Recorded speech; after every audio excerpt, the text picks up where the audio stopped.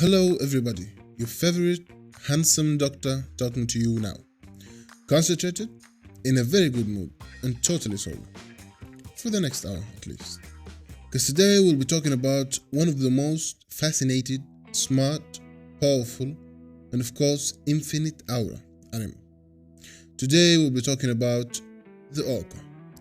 Orcinus orca to be more scientifically particular. But the coolest name is the killer whale. Remember that movie when monkeys took over the world? Well, that movie has a decent chance of becoming true. Only it won't be monkeys standing right there. It will be the killer whales. Yes, they are that smart. Where can we find it? Well, on any marine you will find an orca. They are the most cosmopolitan cetaceans and maybe the second most widely ranging mammal species on the planet. Do you know who's the first? It's you, darling. Don't underestimate yourself like that. But the orcas are more commonly in cold water areas. Therefore, their density increases as we approach the polar region. A very social animal they are. They live in families, and I don't mean a group of males and females hunting together. No, I mean a real family in the human sense, a family that continues across generations. The family starts with the grandmother. Yes, the grandmother, for God's sake. What Nanny says f***ing goes. Actually, some studies say that young orcas with grandmothers were most likely to stay alive than those without, because these older females carry with them a crucial knowledge about food resources that can mean death or life for their kin. Next in the hierarchy come her daughters. They look after the youngsters, protect them, and teach them. They look after the whole family, basically. After that come the sons of the grandmother, the mature males. They do not have that much of an opinion, actually. They don't lead, but they help with hunting. Hey mother, I know it's risky and all, but if we circle around them, I think we might be able to surround them. Hey, actually I think if we attack from the front, we will have a better chance. I'm sorry, did you change the diapers for little Mikey? Oh, I was just going to. And about attacking from the front, The diapers, Henry. The diapers. I will go change the diapers. Right away. And last come the offspring of the daughters, the grandchildren. Just some kids playing around for 2 to 3 years before their mothers told them to go look for a part job. Family groups can up to 40 individuals, about 20% mature males, 20% calves, and 60% females and immature males. Several families together form a pod. And a pod is, well, several families together. The orca is a 7,200 kilograms mammal, 8 to 9.75 meters height for male, 7 to 8.5 meters for female. They are black on the dorsal surface. White extends from the bottom of the chain to just beyond the anus, on the ventral surface. There's also a white spot above the eye. Main food sources. Orca is a generalist animal as a species. That means they eat everything. But they are specialists as subspecies. What does that mean? Well, that's a little complicated. Everything about them is, actually. Okay, listen.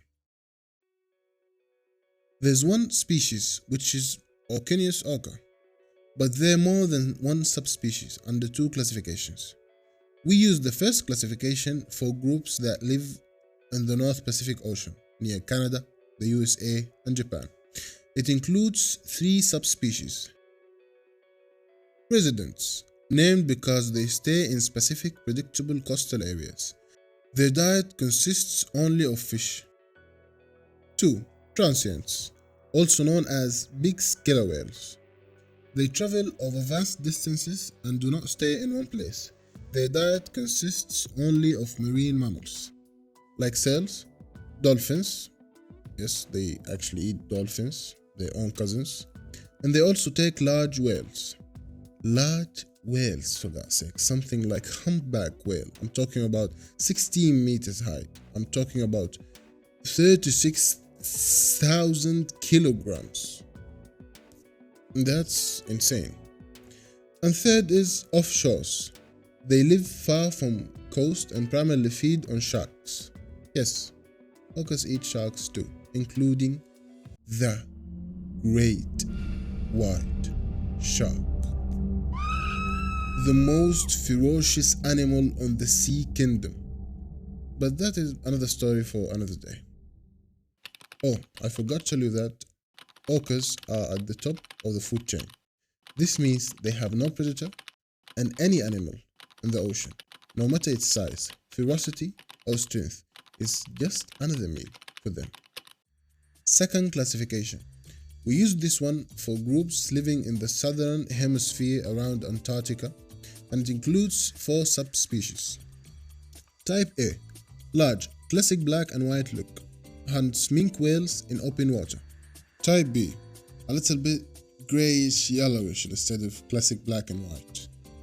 It has a very large eye patches and 2 sizes. Large B hunts seals on ice. Small b eats penguins. Type C. The smallest type. Eye patches are slanted forward. Lives in thick ice and eats fish. Type D. Bulbous head and tiny eye patches. The rarest type, by the way. Lives in sub-Antarctic waters and eats fish. Now back to general and specialist paradox. There is a fascinating distinction that scientists make regarding this.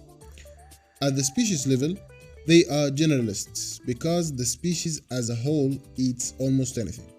At the population level, they are often highly specialized. For example, resident orcas in the Pacific Northwest eat only fish, specifically salmon, while transient orcas in the same area eat only marine mammals. These groups do not switch diets.